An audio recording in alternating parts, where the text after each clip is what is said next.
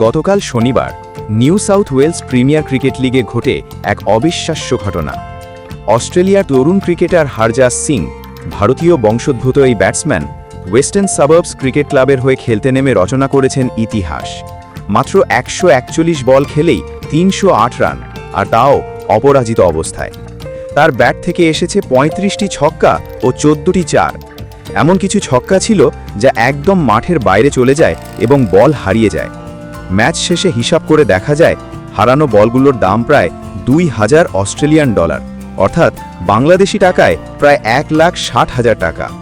Western সাবার্বস তার দলে 50 ওভারে 5 উইকেটে তোলে 483 রান, আর জবাবে সিডনি ক্রিকেট ক্লাব 8 উইকেট হারিয়ে করতে পারে মাত্র 287 রান।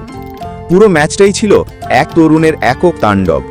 মাত্র 20 বছর বয়সী এই খেলোয়াড়ের জন্ম 31 জানুয়ারি 2005 সালে। সে বাঁহাতি ব্যাটসম্যান, ডানহাতি মিডিয়াম পেস বোলার, আর আজ তার নাম সবার মুখে মুখে। এক ইনিংসেই সে প্রমাণ করে দিল, প্রতিভা আর সাহস থাকলে ইতিহাস তৈরি করা যায় যে কোনো বয়সেই। তোমার মতে এই ইনিংসটা কি বিশ্বের সেরা ইনিংসগুলোর মধ্যে পড়ে? তোমার মতামত জানাও নিচের কমেন্টে।